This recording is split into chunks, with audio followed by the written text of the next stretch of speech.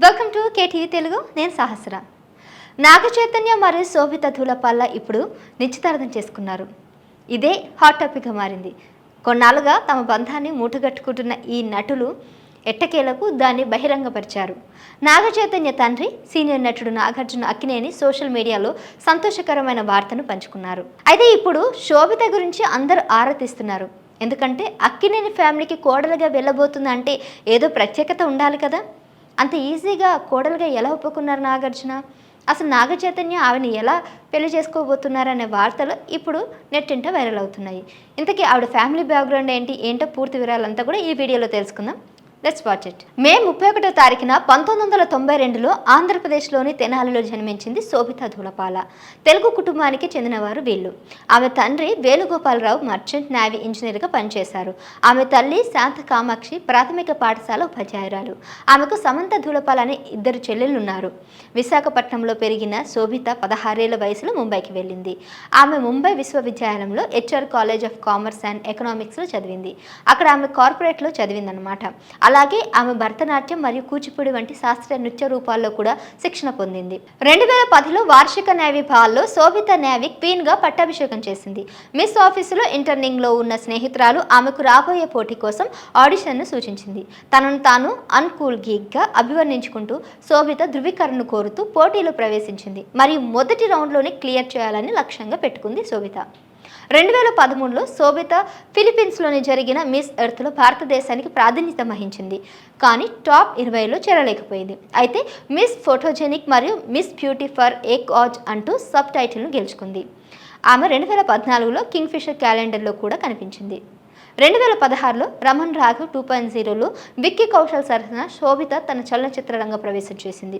ఆమె నటన విమర్శకుల ప్రశంసలు అందుకుంది మరియు క్వీన్స్ ఫిల్మ్ ఫెస్టివల్ డైరెక్టర్స్ ఫోర్ట్ నైట్లో కూడా ఉత్తమ సహాయ నటనకు నామినేషన్ పొందింది.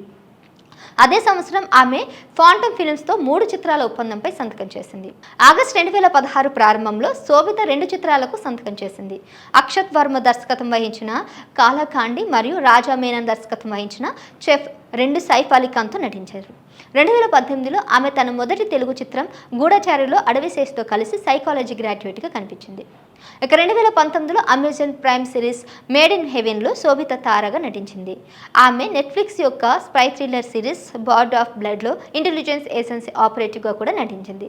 అదేవిధంగా నివిన్ పాలీతో కలిసి మాతోన్తో ఆమె మలయాళ సినీ రంగ ప్రవేశం కూడా చేసింది. శోభిత వివిధ సినిమాలు మరియు సిరీస్లలో ఆమె చాలా కెరియర్ అంతా కూడా బిజీగా పెట్టుకుంది. ఆమె ఇమ్రాన్ హష్మీతో కలిసి ది బాడీలో కనిపించింది కూడా. గోస్ట్ స్టోరీస్ సంకలనంలో కూడా గర్భిణీ స్త్రీగా నటించింది. 2021లో ఆమె కురుప్లో కూడా నటించింది. ఆ తర్వాత 2022లో Hindi Telugu biographical film Major సినిమాలో కూడా నటించింది. మరోవైపు ఆమె మణిరత్నం నటించిన పీరియాడికల్ ఫిలింలో కూడా పొనియన్ సెల్వన్ సినిమాలో ఐ మరియు దాని సీక్వెల్ పొనియన్ సెల్వన్ 2లో కూడా వానితిగా నటించింది.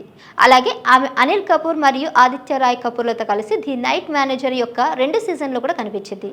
ఉత్తమ నటిగా ITA అవార్డు కూడా గెలుచుకుంది. 2024లో శోభిత దేవ్ పటేల్ దర్శకత్వం వహించిన తొలి చిత్రం మంకీ మ్యాన్లో ఎస్కార్ట్గా నటించడం ద్వారా అమెరికన్ సినిమాల్లో కూడా విస్తరించింది ఆవిడ. పటేల్ ఆమె ప్రారంభ చలనచిత్రానికి ముందు ఆమె ఆడిషన్ చూశారట. ఆ క్షణం నుండి ఆమె పాత్రకు సరైందని ఆమె నమ్ముకొచ్చారు. శోభిత మేడ్ ఇన్ హెవెన్ యొక్క 2వ సీజన్లో తార అనే పాత్రను తిరిగి పోషించిందట. వివిధ ప్లాట్ఫామ్లు మరియు శైలిలో ఉన్నటువంటి తన ప్రదర్శనలతో ప్రేక్షకులను ఆకర్షించడం కొనసాగిస్తూ వచ్చింది శోభిత. ఇక శోభిత ధూళపాల విజయవంతమైన సినిమాలు పొనియన్ సెల్వన్ మరియు మేడ్ ఇన్ హెవెన్ వంటి వెబ్ సిరీస్లో తనదైన ముద్ర వేసుకుంది. లైఫ్ స్టైల్ ఆసియా మరియు ఏషియా నెట్ న్యూస్ ప్రకారం ఆమె ఒక్కో ప్రాజెక్టుకు 70 లక్షల నుండి 1 కోటి వరకు వసూలు చేస్తుంది. ఆమె పొనియన్ సెల్వన్ కోసం ₹1 కోటి దాకా తీసుకున్నట్లు కూడా సమాచారం. ఇకపోతే రీసెంట్గా నాగ చైతన్యతో నిశ్చితార్థమైంది కాబట్టి నాగ చైతన్య ఎంతవరకు అతని నికర ఆదాయం కూడా ఒకసారి తెలుసుకుందాం. న్యూస్ 18లో ఒక నివేదిక ప్రకారం నాగ చైతన్య నికర విలువ 150 కోట్లు. అయితే DNA ఇండియా ప్రకారం అతని తండ్రి నాగార్జున 3100 కోట్లకు అతను అధిపతి. ఇక అత్యంత ధనిక దక్షిణ భారత నటుడిగా నాగార్జున పేరున్నాడు. సో ఇదండి ప్రస్తుతం నాగార్జున కోడలికి వెళ్ళబోతున్న ధూళపాల ఆస్తుల విషయాలు, ఆవిడ పర్సనల్ విషయాలు, ఆవిడ కెరియర్ విషయాలు అన్నీ కూడా తెలుసుకున్నాం కదా. సో మరి రాబోయే కాలంలో మరి ఆఫ్టర్ మ్యారేజ్ ఆవిడ సినిమాలు చేస్తారా చెయ్యరా, నాగార్జున దానికి అడ్డంకు చెప్తాడా, నాగ చైతన్య కోఆపరేట్ చేస్తాడా, ఇవన్నీ కూడా తెలియాల్సి ఉంది. So anyways best of luck Sobhita Dhulipala, Naga Chaitanya.